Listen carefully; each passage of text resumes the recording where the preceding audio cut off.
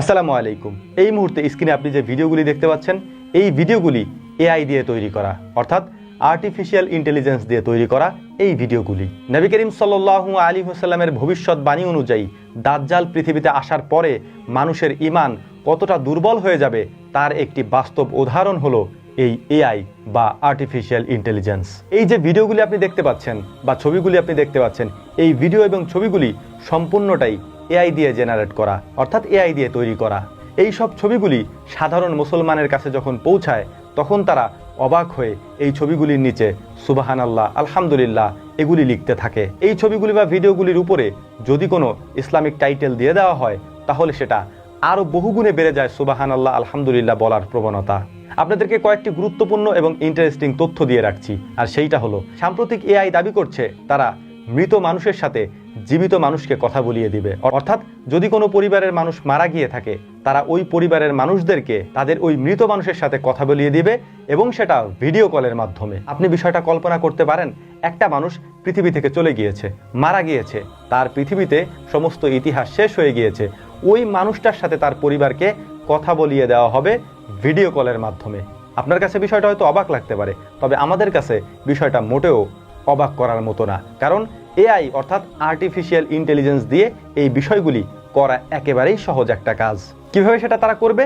এই ভিডিও কলের মাধ্যমে মৃত মানুষের সাথে জীবিত মানুষদেরকে কিভাবে কথা বলিয়ে দেওয়া হবে তার ছোট্ট একটা নমুনা আমি আপনাদের সামনে উপস্থাপন করছি। এআইকে যদি আপনি কোনো ছবি দেন, এআই ওই ছবি অনুযায়ী ছোট্ট একটা ভিডিও আপনাকে তৈরি করে দিতে পারে।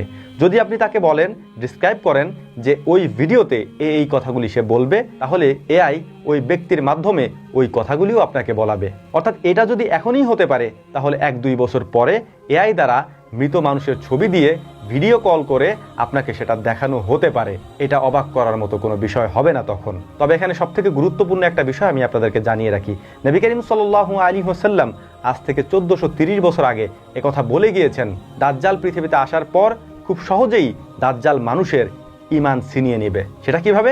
দাজ্জাল মানুষকে বলবে, আমি মৃত মানুষকে জীবিত করে দেখাবো। ঠিক একইভাবে এআই বলছে, আমরা মৃত মানুষকে জীবিত করে তাদের সাথে তোমাদেরকে ভিডিও কলে কথা বলিয়ে দেব। এখন দাজ্জাল আপনি মনে করতে পারেন যে একজন ব্যক্তি আপনার সামনে এসে কথাগুলি বলবে, বিষয়টা এরকমটা নাও হতে পারে। দাজ্জাল একটা ফিতনার নাম। এই ফিতনাটা হয়তো এই এআইয়ের মাধ্যমেও হতে পারে। যেমনটা এআইয়ের মাধ্যমে বিভিন্ন ভিডিও, বিভিন্ন ছবি আমাদের সামনে ভিডিও আকারে প্রকাশ করা হচ্ছে, আমরা যেমনটা তাদেরকে দেখতে চাচ্ছি তারা ঠিক তেমনটাই বানিয়ে দিচ্ছে। এই বিষয়গুলি মোটেও কম গুরুত্বের বিষয় না। শেষ জামানায় মানুষের সামনে দাজ্জাল এসে যদি বলে যে আমি তোমার পরিবারের কাউকে জীবিত করে তোমার সামনে নিয়ে আসব, তখন আপনি হয়তো অবাক হবেন, এটা কিভাবে সম্ভব।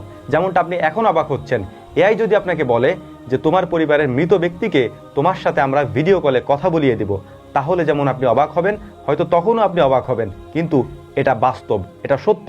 নবী করিম সাল্লাল্লাহু আলাইহি ওয়াসাল্লাম তাদের ব্যাপারে যেমন ভবিষ্যৎবাণী করে গিয়েছেন, যেমনটা এআইয়ের মাধ্যমে বর্তমানে ঘটছে, এটার মাধ্যমে বিশ্লেষকরা মনে করছেন, ইসলামী স্কলাররাও মনে করছেন, এআই একটা ফিতনার নাম, যেই ফিতনা দিয়ে মানুষের ঈমান খুব সহজেই গ্রাস করে নেওয়া যায়। এখন অনেকেই বলবেন, এটা তো একটা টেকনোলজি, তাহলে আমাদের করণীয় কি?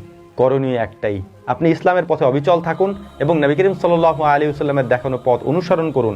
এর পাশাপাশি অবশ্যই আপনি ইসলাম সম্পর্কে বেশি বেশি জ্ঞান অর্জন করেন, তাহলেই কেবলমাত্র আপনি এই বিষয়গুলি থেকে, এই ফিতনাগুলি থেকে দূরে থাকতে পারবেন। আশা করি আমার কথাগুলি বুঝতে পেরেছেন। যদি বুঝতে পারেন তাহলে অবশ্যই আপনার জন্য ভালো হবে, আপনার পরিবারের জন্য ভালো হবে, ইনশাআল্লাহ আপনার ঈমান মজবুত থাকবে। শেষ জামানায় এটাই সব থেকে গুরুত্বপূর্ণ, নিজের ঈমানকে অবিচল রাখা তাওহীদের উপরে, এক আল্লাহর উপরে, যাতে করে কোনোভাবেই আপনি আল্লাহর একত্ববাদে বিশ্বাস করা বাদে অন্য কোনো কিছুতে বিশ্বাস করে না ফেলেন। এজন্যই আমরাও আপনাদেরকে বারবার সতর্ক করি, অবশ্যই তাওহীদের ব্যাপারে, আল্লাহ তাআলার একত্ববাদের ব্যাপারে কোনো কম্প্রোমাইজ করা যাবে না। আশা করি কথাগুলি বুঝতে পেরেছেন। আল্লাহ রাব্বুল আলামিন আমাদেরকে কথাগুলি বোঝার তৌফিক দান করুন। এর পাশাপাশি দুনিয়াতে দাজ্জালের ফিতনা থেকে রব্বুল আলামিন আমাদেরকে হেফাজত করুন। ওমা তৌফিকি ইল্লা বিল্লাহ। নাসরুম মিনাল্লাহি ফাতহুন কারীব ওয়া আখির দাওয়ানা আনিল হামদুলিল্লাহি রাব্বিল আলামিন। আসসালামু আলাইকুম ওয়া রাহমাতুল্লাহি তাআলা ওয়া বারাকাতুহু।